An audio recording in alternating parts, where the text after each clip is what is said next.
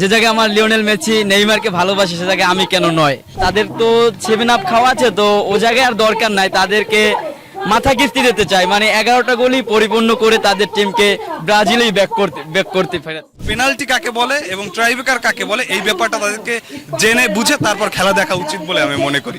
এই বিশ্বকাপকে ঘিরে যে এই ধরনের আয়োজন, এটি আসলেই অনেক ভালো লাগছে। অনেক কিছু জানতে পারছে নতুন আমাদের তরুণ সমাজরা, একটা বার্তা বয়ে আনছে যে বিশ্বকাপ উন্মাদনা নিয়ে।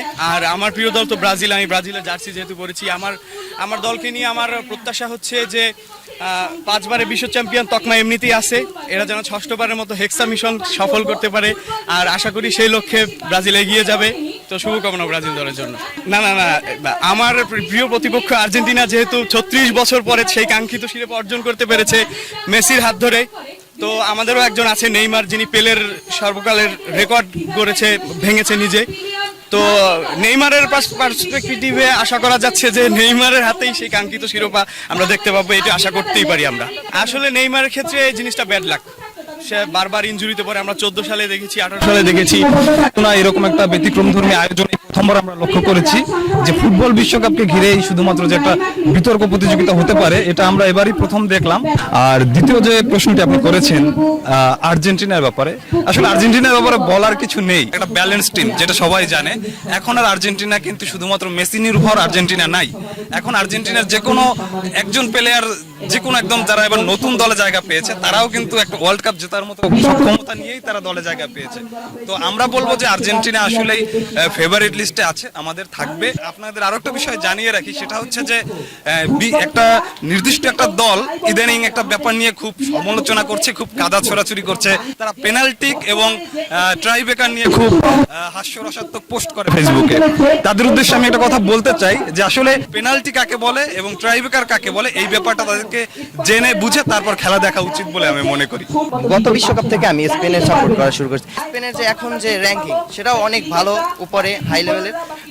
বলা যায় না যে আমরা বিশ্বকাপ জিতবো কিনা, বাট আমরা মানে এইটা আশা করা যায় যে ফাইনাল পর্যন্ত যাবো ইনশাল্লাহ, জিততে পারি। র্যাঙ্কিং খুবই ভালো, আমাদের ভালো। যেহেতু সামনে বিশ্বকাপ সংকটপূর্ণ যে আয়োজন করছে, এই আয়োজনটা খুবই সুন্দর হয়েছে এবং বরগুনার মানুষ এই বিষয়ে জানতে পারছে এবং বিশ্বকাপ সম্পর্কে তাদের একটা ধারণাও জন্মাবে যে বিশ্বকাপ আসলে মানুষের কি ধরনের মানে শান্তি সমৃদ্ধি কিভাবে বৃদ্ধি পাইতে পারে। এ বিষয়ে আয়োজন আপনাদের এখানে অনুষ্ঠানে সে বিষয়ে বিতর্ক হয়েছে, যা সত্যি খুব সুন্দর হয়েছে।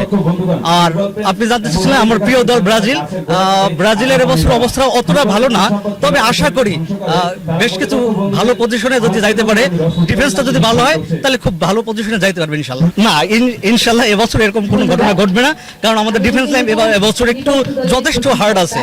আমাদের উইঙ্গারও যথেষ্ট ভালো, তবে মিডটা আমাদের একটু সমস্যা। যদি মিডফিল্ড ভালো থাকতো তাহলে আমরা হেক্সা জয়ের স্বপ্ন দেখতে পারতাম। তবুও আশা করি যে ইনশাল্লাহ আমরা জিতবো। আমার প্রিয় দল হচ্ছে আর্জেন্টিনা, আর আমি আমার ফাইনাল প্রতিপক্ষ চাচ্ছি আমার ব্রাজিল, চিরপ্রতিদ্বন্দ্বী। আর আজকে যে আয়োজনটা হয়েছে সেই আয়োজনটার জন্য তাদের ধন্যবাদ। এত বড় একটা আয়োজন করছে তার জন্য আরো ধন্যবাদ, আর আপনাদের জন্য আরো কৃতজ্ঞতা। আর ভবিষ্যতে যেন এরকম আয়োজন আর হয় আমাদের এই বরগুনাতে, এবং আমাদের যেন ফুটবলের প্রসারটা ভালো ঘটে। এই যে বিতর্কতা হয়েছে, বিতর্কটার মাধ্যমে আমাদের অনেক কিছু শেখার আছে, অনেক কিছু বোঝার আছে। এই কারণে আমরা এইটা বলছি যে এরকম আয়োজন আরো ভালো ভালো ঘটারও উদ্যোগ নেওয়া উচিত। এবং আমাদের বিশেষ করে আমাদের ফুটবলে কোনো উন্নতি নাই বর্তমানে। হামজা, সমিত এরা আসার পর আমাদের একটু উন্নতি হয়েছে। উন্নতি হওয়ার কারণ হচ্ছে আমাদের ফিফা, আমাদের বাফুফের সভাপতি পরিবর্তন হয়েছে। ভবিষ্যতে যদি এভাবে আরো প্লেয়ার বাইরে থেকে আসা উচিত। এই বর্তমানে আমাদের সান মারিনোর সাথে যে খেলা গেছে ইউরোপে এই খেলাটা আমাদের প্রথম জয় হয়েছে। এ কারণে আমি তাদের কৃতজ্ঞতা জানাই এবং পুরো বাংলাদেশ টিমকে ধন্যবাদ জানাই। ছোটবেলা থেকে দল তো একটাই করি, প্রিয় টিম আর্জেন্টিনা। আর বিশ্বকাপ তো প্রতিবারই সুন্দর। 2022-এর বিশ্বকাপের দিক তাকাইলে মনে হয় ওটা পর্যাপ্ত সুন্দর। আর আমার জীবনে আমি যতদিন বেঁচে থাকবো কাতার বিশ্বকাপের কথা মনে রাখতে হবে। আর বিশ্বকাপ, আমেরিকা বিশ্বকাপ আশা করি অনেক ভালো হবে। এবং আমার প্রিয় টিম আর্জেন্টিনা এই রাতারাতি এই শিরোপা আবার আর্জেন্টিনায় ব্যাক করে নিয়ে যাবে। আমার দেখায় বরগুনা প্রথমবার আমি এই আয়োজন দেখছি, কিন্তু আয়োজন দেখে আমার খুবই ভালো লাগছে। আন্তরিকতাভাবে বা অন্তঃস্থল থেকেও আমার খুব ভালো লাগতে আছে, কারণ বরগুনার মানুষ একটু বিনোদন করবে, বিনোদন পাবেই। আমি সবসময় রাতারাতি আমাদের বিপক্ষ টিম ব্রাজিলকেই ভাবি। ব্রাজিলকে তুচ্ছ আমরা করি না, কারণ যে জায়গায় আমার লিওনেল মেসি নেইমারকে ভালোবাসি সে জায়গায় আমি কেন নয়।